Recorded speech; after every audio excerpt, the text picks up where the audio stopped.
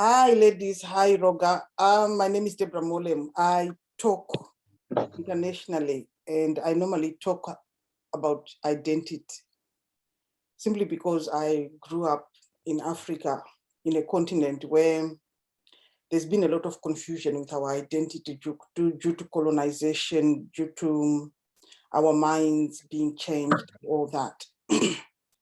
I work with women quite a lot, and so I recognize that we, as women, we can be quite confused because we are brought up as girls, told what to do, how to do it, how to sit, how to talk, how to walk, everything. We go to school, we are told what we have to do, everything.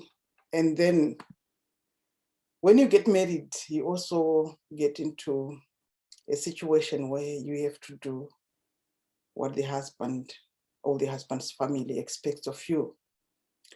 So as a kid, me growing up, I wasn't rebellious against it. I just questioned why things were done the way they were done and why the culture was like that. Why did women have to do things the way they were supposed to? What if I change? What if I do it my way?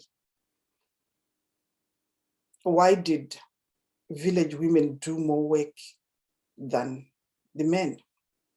It did affect my identity quite a lot, because also we had a lot of influence from religion. And religion is such that it was scary, because everything you do wrong is a sin and you're going to burn in hell sort of situation. So it sort of conformed us using the word, if that makes sense. And I was the kind of child who then asked, why? So now I've come to a point where I worked through my identity issues, and I've come to accept and embrace myself and who I am. And now I work with people to also help them accept their identity, because as people, we like to be liked. We want to be liked. So normally we don't question, we don't voice, because we want people to like us. And that conforms your identity. You have to hide your true feelings in order to be liked by others. And we've got the issue in my culture of what do people think? What will people say? If you do this, what will people think? If you do that, what will people say? And I think also some things have got to be said. We grew up in a culture where bullying was quite normal. In a nicest sense of way, it wasn't seen as bullying. You know, people could pick on somebody who's maybe have mental issues, and people would laugh and throw sand at them, and it was just considered normal. But now that you've grown up, you look back and think, that changes a person, that traumatizes people and changes people's identity. And when parents, now that we are parents ourselves, we sort of say to children, why can't you be like your sister? That says to a child, you're not enough. And that changes a child's identity, because then they try to be like that sister or that sibling or that neighbor child that they're being compared to. So now when I work with parents, guardians, I try to emphasize on that. Each child has got their own personality and their own identity. And by comparing them, we are taking away that child's confidence and basically telling them that they are not enough as they are. They have to be like that other child, which affects us as adults, because we see people trying so hard to be like celebrities, like that other person. Having worked with women quite a lot, I work with people who, for example, wear wigs a lot. And I get to talking to people. And one lady said, well, if I don't wear a wig, people will laugh at me. So that's social pressure that's put on us. If you're not sure about your identity, that can affect the way you live. Because you'll be scared, people will laugh at me, people will say this, and you are asked to conform because of social pressure, because of the trends that are going around. It does affect our careers. It affects the way we think. It affects the way we behave. And so it's very important to have a strong sense of identity and self-confidence in whoever you are, because everyone as they are special in their own way. And once you embrace it, the world around you, your community, your family are then forced to accept you as you are. I'm different and I'm weird. And I love that. I love that. I know not many people get that. And I know not many people can accept that or understand that. And that's fine. I don't understand many people either. But I have to learn to tolerate and to accept that we are all different. And we are all different for a reason. Once we understand that we live together harmoniously, and so we have to understand our own identity, and we have to accept.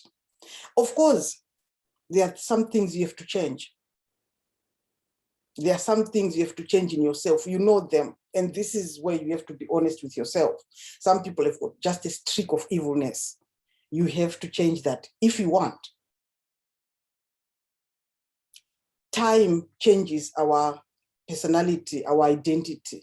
You are not the same person you were 20 years ago. Some change for the better, some change for the bad, but it's your choice. I hear a lot of people say, well, I can't help it. When I was growing up, my parents were poor, or my parents were thieves, or my parents abused me. And yes, that's a very, very, very good reason. But you can work it out and you can choose to be the person you want to be. Trauma changes people. Whatever happens in your life changes you. Loss of a loved one, divorce, accidents, war, feminine, it changes who we are as people. And again, it's your choice to change, to be a better person or not. Sometimes trauma makes people evil, nasty, because I've been hurt, I go around hating others. It's a choice that we make. Sometimes it makes people, it gives people empathy for other people. Like this pandemic we just been going through. It has changed the world, the way we see life. But it's up to us to pick which identity we're going to come out with. I can either smile more, I can laugh more, or I can go around just being angry because the pandemic took my loved ones, or the pandemic destroyed my business. It's a choice that you have to make. Your identity is yours to build. But I actually believe that if you don't accept your true identity, you believe in a lie, because you have to remind yourself to keep copying, to keep being like that other person. But once you accept that you are you, and that's the way it is, you will even find your purpose in life. It will come to you. You achieve your dreams and you will be happier. And when I say happy, people assume it's happy all the time. No, that's not life. You still go through trauma, you still go through anger, you still cry, but you learn to work through it in your own way as the person that you are. You learn to reset and get back to your identity. I love this topic and I could talk about it for hours. I've written a book about it and it's just what I believe people need to be happy. Thank you so much, ROGA ladies, for letting me talk about this. Any questions? Hi, ladies. Are you still there? We're busy unmuting. Thank you for that beautiful delivery, Debrah. You do it so effortlessly. I wonder how long it took you to come into your own skin. Oh, to work through the issues, it took me a whole year just to work through the issues, something I call deconstructing. Mm-hmm. It took me a year and a book. Mm-hmm. And that was enough to just redefine who you thought of yourself. It was enough to get rid of the pain, of the baggage. I had to destroy. 1 year was just to destroy the inside lamp, the issues before I could rebuild. It took me time again to get to really accept me. Mm-hmm. I was just intrigued about what you shared about bitterness. How do you get over that? Because I think sometimes once that has set in, it kind of determines the rest of your life. And you seem to have made a decision and then just left it. I didn't do it like in an instant. It took time. It's a decision that you have to, it's like forgiveness. It's really hard to forgive someone who's really hurt you. But once you understand that, by holding on to that, it's only hurting you. Because most of the time, we have caused that bitterness. You see them living their life happy. They actually forgotten that they caused you that pain. Or they think, oh, she's moved on, she's all right. So it's up to you to work through it. And sometimes you have to work through it without getting an apology from the cause. You have to work through it yourself and think, okay, I was hurt at this place, at this time. Do I want to keep it? Do I really want to keep this? And you work through it yourself and you forgive yourself and you work at it day in, day out. You remind yourself, because every time that thought comes, you have to remind yourself, no, I don't need this. No, I'm not doing that. Not today. I'm not going back there, because back there, I keep hurting myself and it prevents me from moving forward.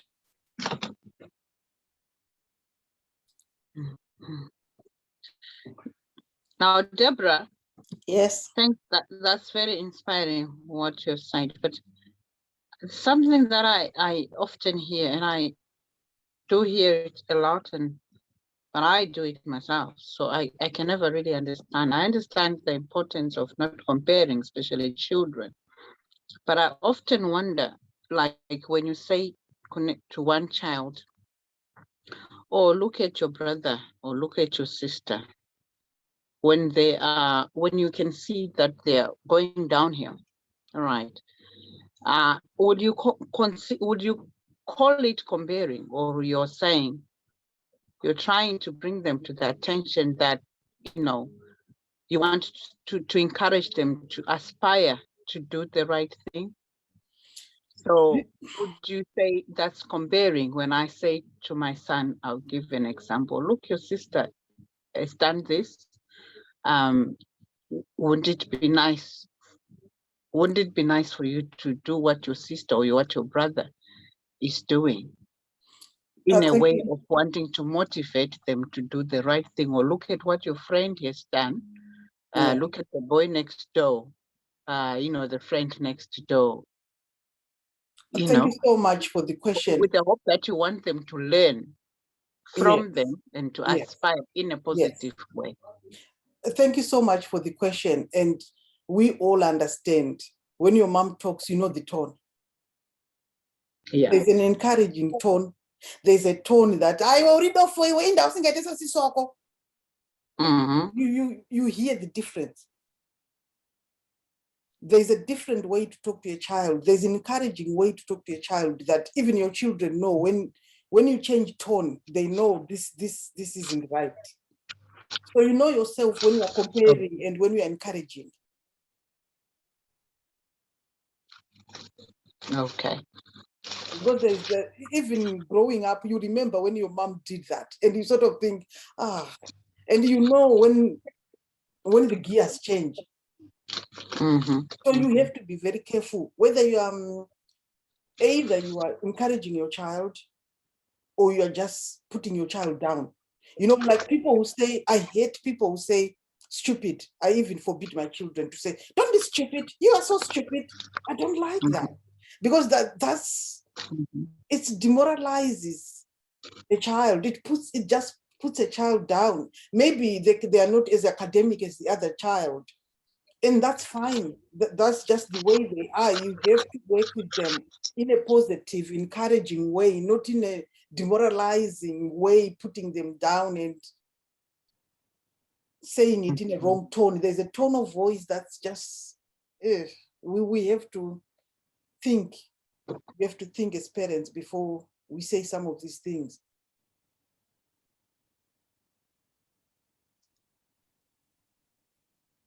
I No, have that, a question yeah. as well. Oh, sorry to cut you off. Okay, No, it's all right. I was just acknowledging that the answer that, yeah, that's quite, I understand what it means, what we should do as parents. Yeah, thanks. Thank you for your presentation. I think it was very intriguing. I have a question about, I have two questions. The first one, I want to poke at the religion bit and what was your process? Because we come from a country or continent where religion is heavily infused in our culture. And for most people, I think it is hard to separate the two. And that also, I think, it's like a double whammy to some extent for some women, because culturally there may be some practices that may disadvantage women, and then religiously it is the same, right? And I do understand that people have their own views, etc. But I think what I notice is that it's very difficult if you're a person who has separated yourself from both in certain ways, because you're saying, listen, we live in a world where good is good and bad is bad, despite where it's coming from. And when you express those views, it might be taken negatively. So I just wanted to hear, first of all, your experience when it comes to how you have balanced culture and religion or neither.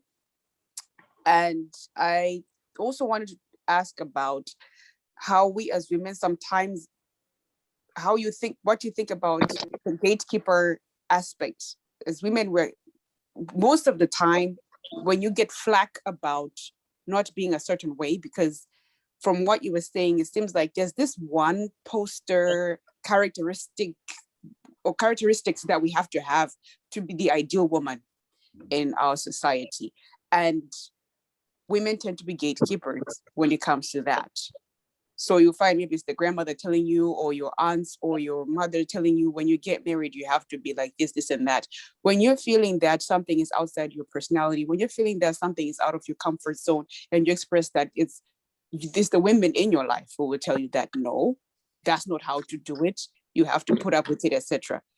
Not necessarily your father, not necessarily your brother, but it would be as women. So I just wanted you to speak on that, on how we women sometimes play a role when it comes to actually damaging other women, whether it's your daughter, whether it's your sister, whether it's your niece, when you tell them to stay in a marriage that is not working, when we tell them to put up with certain things that they personally don't want to put up with. Okay. Thank you so much for the two questions. I hope I get them right. With the religion one, I love God. Don't get me wrong. I know God is there and I pray every time, every day. I don't like the religion aspect of it because I don't think God is necessarily in in religion all the time. Because I think most of the religion, we've tended to make it into what we want, and we've tended to make it into a power sort of thing. Like when religion comes to me and tell me that my ancestors are evil, I don't necessarily agree with that at all, because let's say someone dies, a Christian, and they pray and they're really nice. How come they then get evil when they die? I don't understand that at all. Because when in the Bible, when David died, he was a pure man or whatever, good man. But when he died, he's still like that. We still look at David like, oh, David was a good king. Oh, he was a man of God. But when our people die, how come they are then evil? I don't like that bit of it. So yes, of course, I tend to differ a lot with many people, but I don't try to convince people into what I think. I believe what I believe, and I think what I think, and that's fine by me. I don't criticize either what people think or believe or do, because that's their own way, that's their own path. I don't mind at all. And if people try to convince me that their way is good, that's just a waste of time, because I'm good with God. I'm really am good with God, but it's just that bit about religion that I don't go with. When it comes to women being gatekeepers, we do what we are taught. Most of our mothers, grandmothers, they were taught that way. That's what they passed down on us. You know, even if you are in a very, very abusive situation, women are supposed to be strong and women are supposed to do this, and they will emphasize it on us. The only problem with me is I grew up with a grandmother, a very traditional grandmother, but I was just different, and she realized that. She didn't accept it or like it, but I would try to conform. I really did, to be the way that I was supposed to be. But I will do it for 5 minutes, then I'll start thinking, yeah, but, and I'll go back to it and go, yeah, but what if? You know, women, you're supposed to make your men happy. And I'm like, so is he supposed to make me happy, or is this just a one-way thing? And I question, not because I wanted to be difficult at all. It's because I really wanted to understand why things work that way. And if you've got a weird identity like I do, you have to accept that and understand that it might lose you friends. It might even lose you family. And it can be a difficult thing if you are a person who worry about what will people think or what will people say. If you have got a questioning nature, it takes a lot of strength to leave that. Put it that way. And it takes a lot of strength to go against others, because say in my family, someone is being abused or things are going wrong for them, and everybody's saying, oh, you have to be brave, you have to be strong, stay in there. I go in and go, just leave. That's the solution right there. Leave him. And nobody likes that, because that's not what we do as women. We endure. And that then makes me the outsider. I don't mind. That's just the way it is. And I have to be true to me without being cruel or abusive to others.